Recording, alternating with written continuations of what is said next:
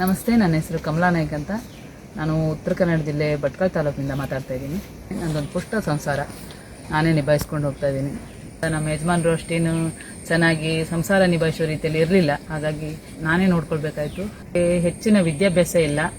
ಮೊದಲೆಲ್ಲ ಸ್ವಲ್ಪ ಸಣ್ಣ ಪುಟ್ಟ ಕೆಲಸ ಮಾಡ್ಕೊತಿದ್ದೆ. ಅದರ ನಂತರ ನಾನು ತರಕಾರಿ ವ್ಯಾಪಾರ ಶುರು ಮಾಡಿದೆ. ಬೀದಿ ಬದಿ ತರಕಾರಿ ವ್ಯಾಪಾರನ ಒಳ್ಳೆ ರೀತಿ ಮಾಡ್ಕೊತ ಹೋಗ್ತಾ ಇದ್ದೀನಿ. ಒಂದು 10 ವರ್ಷ ಆಯಿತು. ನನ್ನದೇ ಇದೇ ಥರ ಜೀವನ. ನನ್ನ ಮಕ್ಕಳಿದ್ದಾರೆ. ಮಕ್ಕಳು ಸಣ್ಣವರಿದ್ದರು, ಈಗ ಸ್ವಲ್ಪ ದೊಡ್ಡ ಆಗಿದ್ದಾರೆ. ಅವ್ರನ್ನ ನೋಡಿಕೊಂಡು ಹೇಗೋ ಮನೆ ನಿಭಾಯಿಸ್ಕೊತಾ ಇದ್ದೀನಿ. ಎಷ್ಟೇ ಕಷ್ಟ ಆದರೂ ಯಾರ ಮುಂದೆ ಕೈ ಚಾಚಬಾರ್ದು ಅಂತ ನನ್ನ ಉದ್ದೇಶ ಆಗಿತ್ತು. ನಾನು ಇಲ್ಲಿವರೆಗೂ ನಾನು ನಿಭಾಯಿಸ್ಕೊತ ಬಂದಿದ್ದೇನೆ.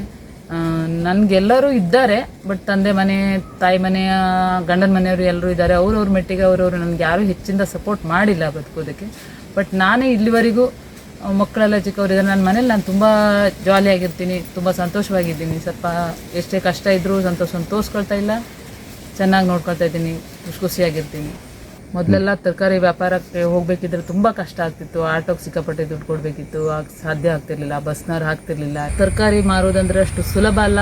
ಯಾರ್ಯಾರ ಮನೆಗೆ ಹೊತ್ಕೊಂಡು ಹೋಗೋ ಒಂದೊಂದ್ಸಲ ಖಾಲಿ ಮಾಡುವಂಥ ಪರಿಸ್ಥಿತಿ ನಮಗಿರುತ್ತೆ. ಬಟ್ ತರಕಾರಿ ಹಾಗೆ ಇಟ್ಟು ಬರುವಂಗಿಲ್ಲ, ಖಾಲಿ ಮಾಡಲೇಬೇಕಾಗಿರ್ತದೆ. ಎಷ್ಟೋ ದಿವಸ ನಾವು ಕಣ್ಣು ಕತ್ಲೆ ಆಗೋ ಟೈಪ್ ಮನೆಗೆ ಬಂದದ್ದು ಉಂಟು.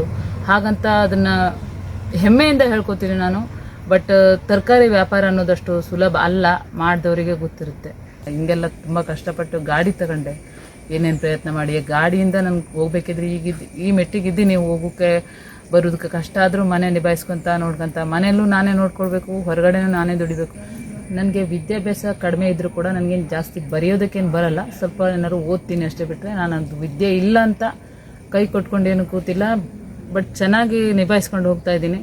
ನನ್ನ ಈ ರೀತಿ ನೋಡಿ ಕೆಲವು ಹೆಣ್ಮಕ್ಳಿಗೆ ತುಂಬಲಿ ಧೈರ್ಯ ಬರಲಿ, ಈ ರೀತಿ ಬದುಕೋಕ್ಕೂ ಆಗತ್ತೆ ಅಂತ. ಎಷ್ಟೋ ಜನ ಹೆಣ್ಮಕ್ಳು ಬೇರೆ ಬೇರೆ ರೀತಿ ಬದುಕೋಕೆ ಟ್ರೈ ಮಾಡೋದಕ್ಕಿಂತ ಈ ರೀತಿ ದುಡ್ದು ಬದುಕೋದನ್ನು ಕಲೀಲಿ ಅಂತ. ನನ್ನ ಥರನೇ ಹೆಣ್ಮಕ್ಳು ಎಷ್ಟೋ ಜನ ನನ್ನ ಥರನೇ ಕೆಲಸ ಮಾಡಿ ಅಂತ ಹೇಳ್ತಲ್ಲ, ಯಾವ್ಯಾವ ರೀತಿ ನಿಮ್ಮ ಕೆಲಸದಲ್ಲಿ ತೊಡಗಿ ಬದುಕೋಕೆ ಆಸರೆ ಆಗ್ತಿರೋ ಆ ರೀತಿ ಬದುಕಿ ಅಂತ ನನ್ನ ನೋಡಿ 4 ಜನ ತಿಳ್ಕೊಂಡು ಇದೇ ರೀತಿ ಬದುಕಿದ್ರೆ ತುಂಬ ಒಳ್ಳೆಯದು.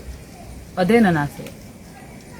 ನನ್ನಲ್ಲಿ ತುಂಬ ಜನ ಕೇಳಿದವ್ರು ಉಂಟು, ನನ್ನ ವಯಸ್ಸಿನವರೆಲ್ಲ, ಈ ವಯಸ್ಸಿನಲ್ಲಿ ನೀನು ಬೀದಿ ವ್ಯಾಪಾರ ಮಾಡ್ತೀರಾ, ನಿಂಗೆ ನಾಚಿಕೆ ಆಗಲ್ವಾ, ಮರ್ಯಾದೆ ಆಗಲ್ವಾ ಬೀದಿ ಸೈಡ್ ಕೂತ್ಕೊಂಡು ವ್ಯಾಪಾರ ಮಾಡೋಕ್ಕೆ ಅಂತ ಎಷ್ಟೋ ಜನ ಕೇಳಿದವ್ರಿದ್ದಾರೆ.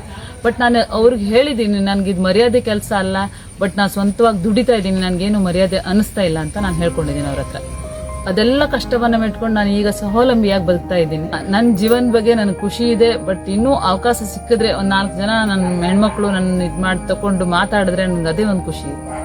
ನಾನು ಯಾಕೆ ಬಿಗ್ ಬಾಸ್ ಮನೆಗೆ ಬರಬೇಕು ಅಂದರೆ, ಕನಸು ಕಾಣೋದಕ್ಕೂ ವಯಸ್ಸಿನ ಮಿತಿ ಇಲ್ಲ, ಕನಸನ್ನ ನನಸು ಮಾಡ್ಕೊಳ್ಳೋದಕ್ಕೂ ವಯಸ್ಸಿನ ಮಿತಿ ಇಲ್ಲ ಅಂತ ನಾನು ಹೇಳೋದಕ್ಕೂ ಇಷ್ಟಪಡ್ತೀನಿ. ಅದೇ ಹಾದಿಯಲ್ಲಿ ನಾನು ಹೋಗ್ತಾ ಇದ್ದೀನಿ.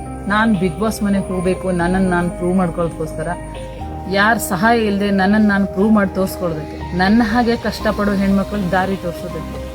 ಮನೆ ಕೆಲಸನೂ ಗೊತ್ತು, ಜಗಳ ಆಡೋದು ಗೊತ್ತು, ಅಡುಗೆ ಮಾಡಿ ಮನೆ ಮಂದಿನ ಹೊಟ್ಟೆ ತುಂಬಿಸೋದು ಗೊತ್ತು, ಜಗಳ ಮಾಡೋದಕ್ಕೂ ಸೈ, ದುಡಿಯೋದಕ್ಕೂ ಸೈ, ಮನೋರಂಜನೆ ಕೊಡೋದಕ್ಕೂ ಸೈ, ಮನೆಯಲ್ಲಿ ಒಂದು ಎಂಟರ್ಟೈನ್ಮೆಂಟ್ ಕೊಡ್ತೀನಿ ಅನ್ನೋದು 100% ಗ್ಯಾರಂಟಿ. ನನಗೆ ಯಾರೂ ಕೈ ಹಿಡಿಲಿಲ್ಲ. ಆದರೆ ಕರ್ನಾಟಕ ಜನತೆ ಈಗ ನನ್ನ ಬೆಂಬಲಕ್ಕೆ ನಿಲ್ಲುತ್ತೆ, ಬಿಗ್ ಬಾಸ್ ನನಗೊಂದು ಅವಕಾಶ ಕೊಡುತ್ತೆ ಅಂತ ಕಾಯ್ತಾ ಇದ್ದೀನಿ.